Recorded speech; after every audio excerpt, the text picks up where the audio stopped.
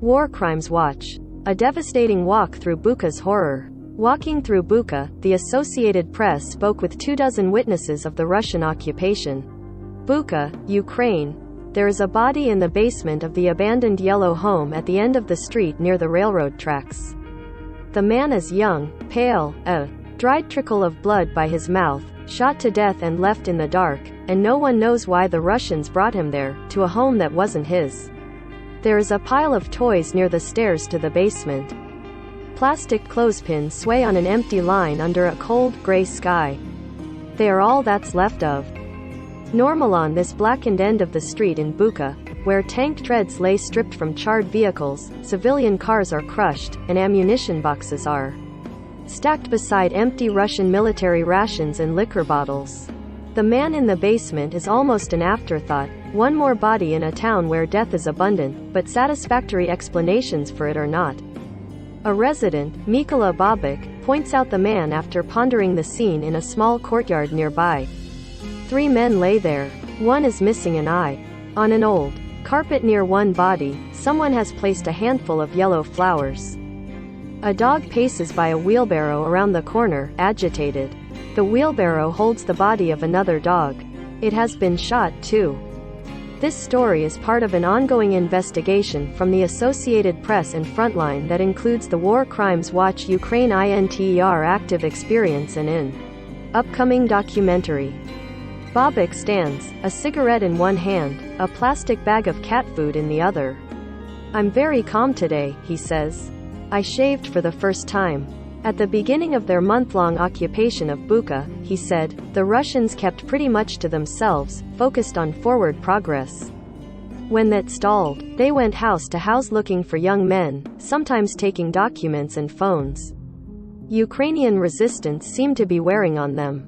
The Russians seemed angrier, more impulsive, sometimes they seemed drunk. The first time they visited Bobik, they were polite. But when they returned on his birthday, March 28, they screamed at him and his brother-in-law. They put a grenade to the brother-in-law's armpit and threatened to pull the pin. They took an AK-47 and fired near Bobik's feet. "Let's kill him," one of them said, but another Russian told them to leave it and go. Before they left, the Russians asked him an excellent question. "Why are you still here?" Like many who stayed in Bucha, Bobik is older, 61. It was not as easy to leave. He thought he would be spared. And yet, in the end, the stressed out Russians accused him of being a saboteur. He spent a month under occupation without connection with the world, without electricity, without running water. Cooking over a fire. He was not prepared for this war. Maybe the Russians weren't either. Around 6 p.m. on March 31, and Bobik remembers this clearly, the Russians jumped into their vehicles and left, so quickly that they abandoned the bodies of their companions. Now he watches police and other investigators arrive, look at the bodies in the courtyard, and leave. He wonders when the bodies will be taken away so families can mourn. Down the road is an empty playground, steps away from 6 charred bodies. People don't know who they are.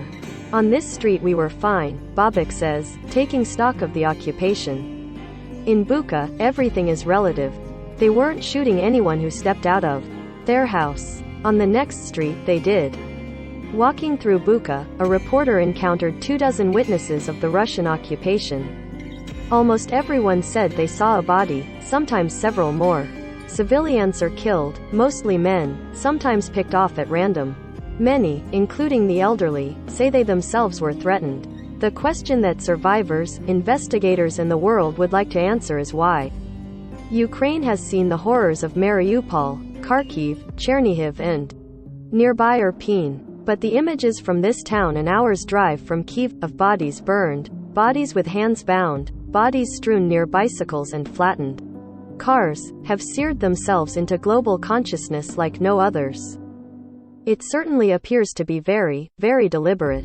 But it's difficult to know what more motivation was behind this, a senior U.S. defense official said. This week, speaking on condition of anonymity to discuss the military assessment.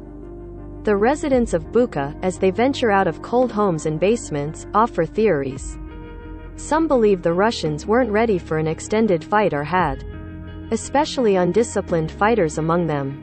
Some believe the house-to-house targeting of younger men was a hunt for those who had fought the Russians in recent years in separatist-held eastern Ukraine and had been given shelter in the town. Sometimes, they say, the Russians themselves explained why they killed. In one backyard in Bucha are 3 graves, dug by neighbors too scared to put them elsewhere. One of the dead was killed on March 4, struck in the head with the butt of a rifle. On March 15, a friend of the dead man was approached by Russians demanding his documents. "They're at home," he said. On the way there, they passed the grave. He pointed it out. The next moment, witness Irina Kolesnik says, the soldiers shot him. He was talking too much, one said, adding an expletive. By the end, any shred of discipline broke down. They went from normal soldiers to much, much worse, says Roman Skytenko, 24, who saw 4 civilian bodies on the street near his house. Grenades were tossed into basements, bodies thrown into wells. An elderly man at a nursing home was found dead in his bed, apparently of neglect, while a younger person, perhaps a caregiver, lay outside, shot to death. Women in their 70s were told not to stick their heads out of their houses or they'd be killed. "If you leave home, I'll obey the order, and you know what the order is. I'll burn your house," Tetyana Petrovskaya recalls one soldier telling. Now that the Russians have left, bodies are being collected by searchers wary of booby traps and mines. The body bags are placed in rows at a cemetery. Some bags aren't fully closed. A glimpse shows the bloodied face of a young person. Another shows a pair of white sneakers. Mayor Anatoly Fedorik said the count of dead civilians was 320 as of Wednesday. Most died from gunshots, and some corpses with their hands tied were dumped like firewood into mass graves. Vladislav Minchenko is an artist who helps to collect the bodies. During the occupation, he found another way to help, spotting Russians through binoculars and telling the appropriate people where they were. 3 weeks ago, he says, he was discovered. The Russians came and stripped him and put him near the wall to be shot. But in that final moment, something changed. The Russians had a list of Ukrainian military personnel to look for, and it happened that Minchenko was staying with one. "I was almost killed," he says, but someone said, "This is not the guy from the list." He worries the Russians will be back, with more experienced fighters who might not hesitate to fire. Many Bucha residents described similar, frightening encounters. A building was used as a base by the Russians. Residents were forced to stay in the garbage-strewn basement. It was cold and crowded, with about 100 people. They used buckets for toilets. There was not enough food. Babies cried. On March 3 or 4, one resident on her way into the shelter was told to stand near the bodies of several men who had been killed, some with their hands bound.